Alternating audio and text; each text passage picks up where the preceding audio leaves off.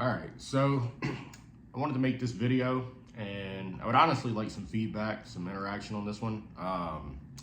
So the topic of the video is going to be, is bodybuilding addictive? And I thought I would kind of go through kind of my story and history with bodybuilding, how I got into it, what led me to it. I grew up an obese kid my entire life.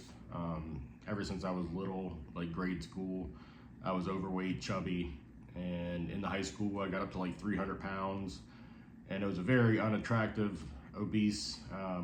My body fat on my stomach and stuff like that, genetically, my skin was super loose and saggy, and always grew up being ashamed to take off my shirt. Pools were a nightmare as a kid and wanted nothing to do with it. And the way I got into bodybuilding was, I had, pretty bad drug and alcohol problems, from my late teens to early 20s. I got sober in 2012 at 23 years old. And I just started training just because, I was going to meetings and living in a halfway house and didn't really have anything else to do. So I started going to the gym, and I quickly fell in love with it. I didn't know what I was doing. Started out doing a ton of cardio, getting into some weightlifting, and never hired a coach or a trainer or anything like that. Started getting into bodybuilding and learned everything I know about bodybuilding. It started with Chris Jones, Physiques of Greatness, and Matt Ogus, and guys like that. A few guys, I remember Omar, I think was his name, just some YouTube guys. This was like back in the day, in the beginning.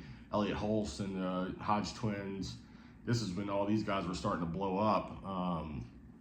So was kind of like my introduction to bodybuilding. Quickly fell in love with it. Just loved training, loved dieting, loved seeing the results that I, got to my body and stuff like that, putting on muscle and getting leaner. One thing that I struggled with, immensely from, being an obese guy my entire life, and actually like from high school till the time I got sober, crystal meth was one of my drugs of choice, and I lost a lot of weight really quick. So like I just had a ton of loose skin, and it was really unpleasing. When I got skinnier, it hung. It was really, embarrassing. And then one of the things I struggled with whenever I started training and stuff like that is like, I would look awesome with, clothes on, with a shirt on and stuff like that. Muscle tone, got lean, looked really good with the shirt on, and embarrassingly looked terrible with the shirt off. It was just, melt the candle, which is very discouraging. Can really play on the psyche. I trained for probably 3 or 4 years naturally, and loved it. I love training naturally. I said I'd never touch steroids or anything like that. And the way I ended up getting into, taking my first cycle is just my hope. I didn't even care about getting giant or nothing like that. It's not something I was really thinking about. I just wanted to be like, not having the loose skin and just be like toned and athletic and stuff like that. But my thoughts were, if I did a cycle and I could put on some muscle and stuff like that, I could fill out my frame, and it would start to shrink the loose skin on the body. And it didn't really work. I did get a lot bigger. When I was living in Florida, ran some cycles that, I did a lot of research. I studied it a lot. It's all I did was go to work and study training, nutrition, and steroids. And I've done that for like a few years before I started my first cycle, and then all the way till now. Like, I've just always been intrigued with it and interested in it. But yeah, that didn't really work. I struggled with a lot of side effects from steroids in the beginning. The worst, not libido issues, but erectile dysfunction and stuff like that. Very embarrassing, taking certain compounds and not being able to get the hormones like regulated to the right ratios and, you know, embarrassing, terrible. But, you know, dealt with a lot of side effects, put on a lot of size, put on a lot of muscle. And same thing, I look like a bodybuilder with a shirt on. Still struggle with that loose skin. And that's something that has gotten better over the years of building and cutting. It's something that's gotten better. But I did have a period of time where, you know, I had my first kid at 29 and moved from Florida to Louisiana, really back to where I'm from with my wife, and had a relapse. You know, smoking weed and kratom, nothing crazy, but I did like quit taking steroids for several years. You know, I stayed on TRT, and I stayed training. You know, I kept training, but it wasn't like serious training. It was just kind of going to the gym to kind of stay from getting, you know, terribly obese or anything like that, trying to stay in somewhat decent shape. And the relapse on marijuana and kratom lasted a little while, and, you know, pretty much like 3 years. I stayed on basically a TRT dose, and it wasn't even like a real TRT. I would take kind of a shot of testosterone whenever I felt like it. I would forget for like a month sometimes, and, you know, I would notice that my levels were crashing like crazy, and I would be like, oh yeah, shit. I would take a shot. You know, but by the grace of God, thank God, in 2022, it kind of, you know, hit a dark place with smoking weed and taking kratom, and a lot of people would probably think that's not that big of a deal, but, you know, when you're an addict and substances rule your life, and from the time you wake up in the morning to the time you go to bed at night, you have to have some type of, you know, buzz going on or be high. It's not a good way to live your life. So like I said, thank God in 2022, in the beginning of 2022, I got sober again, and I fell back in love with bodybuilding and started taking, you know, cycles again. You know, whenever I was younger, whenever I got into bodybuilding and took, you know, my first steroid cycle, I really got into bodybuilding and I wanted to compete. And just, like I said, I had kids and like kind of had to put that on the back burner for a little bit. But when I got back into it in 2022, I kind of got the itch again. And so, you know, I've been training for consistently hardcore, you know, writing out a full program, training program, writing out nutrition, you know, everything that I eat is on the scale. Weigh out all my meals, have a meal plan. You know, I have the admiration to, you know, try to compete. I still struggle with it's gotten so much better, but I do still struggle like right on my lower love handle.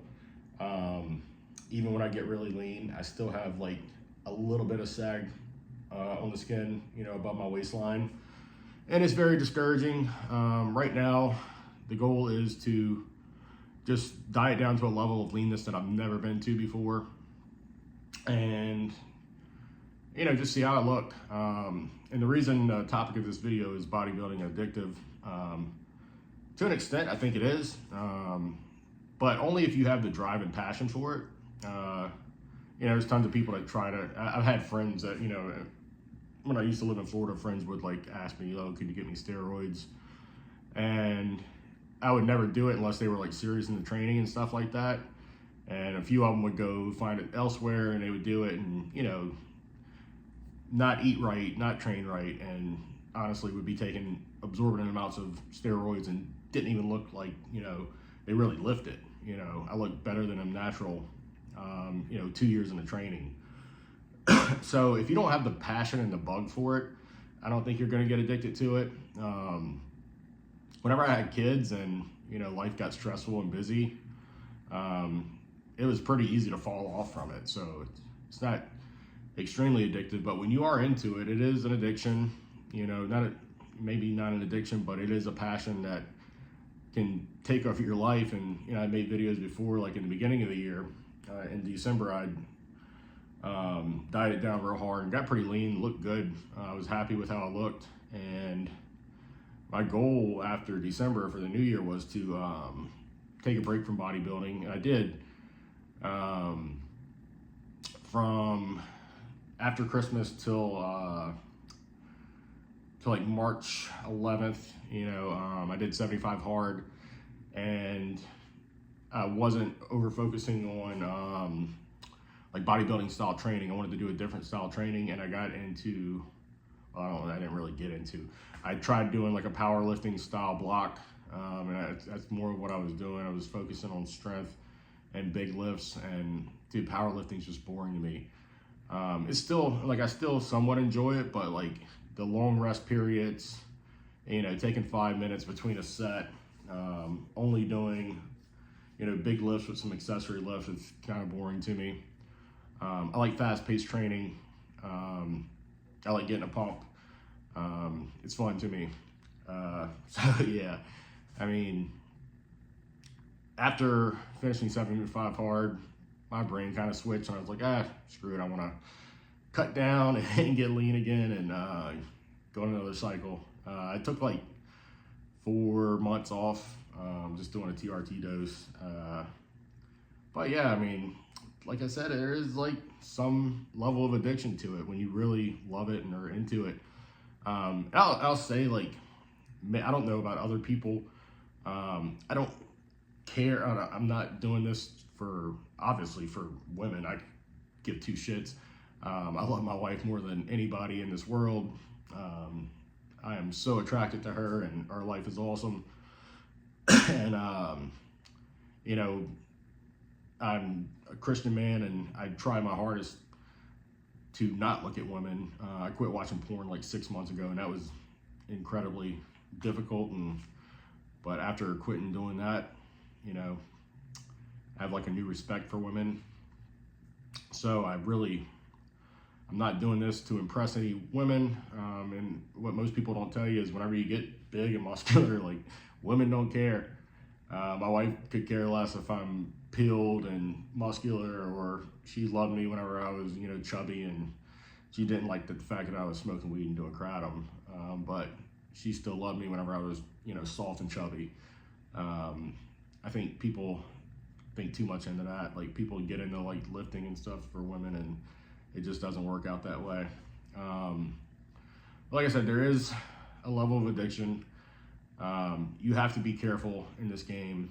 I do blood work regularly. I try to run very moderate cycles. I just turned 37. I'm not trying to kill myself. I take long breaks. I try to take off, 4 months in between a cycle and really, clean up. I do a lot of cardio. I work a physical job.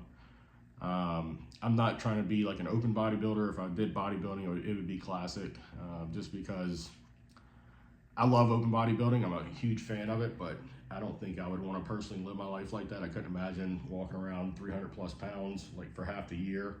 When I get up like 250, I feel miserable. I'm 240 right now, and I feel pretty good. 240, and I'll keep dropping down. And to get lean, I'm gonna have to get sub 220. And so my cut's going good right now. I started out around 256. Down this morning was 238. So that's going good. But yeah, I mean, this is definitely a sport of love, which I think, everybody who has hobbies, like, it's almost has addictive, tendencies to it. I mean, look at people that play video games, till 4 o'clock in the morning. Think I don't have that addiction. I don't have the time.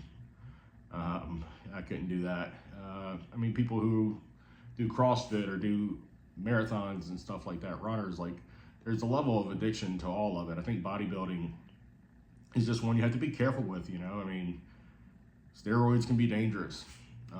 They are dangerous. You have to do blood work regularly. You have to check and make sure everything's healthy. You have to check your blood pressure, multiple times a week. I mean, this stuff can kill you. You get high blood pressure, your kidneys will start to fail. You will die an early death. It's not a game. It's not a joke. And I know at some point, I'm going to have to, go more of like a TRT and, stay on that level. The older I get, I would like to give, competing a shot. It's something I've dreamed about my entire adult life, for the last 13 years. So I feel like I got to give it a go. Got to get super lean. I'm thinking about hiring a coach now that I'm, you know, back all in on the bodybuilding thing, and just somebody to hand the reins off to, and where I'm not focusing on writing the plan and stuff like that. A coach can see things that you can't see, and give you pointers, advice on where to go with it. So yeah, I just thought this would be a fun video. I would love to hear feedback, other people's experience with this. And yeah, thanks for watching.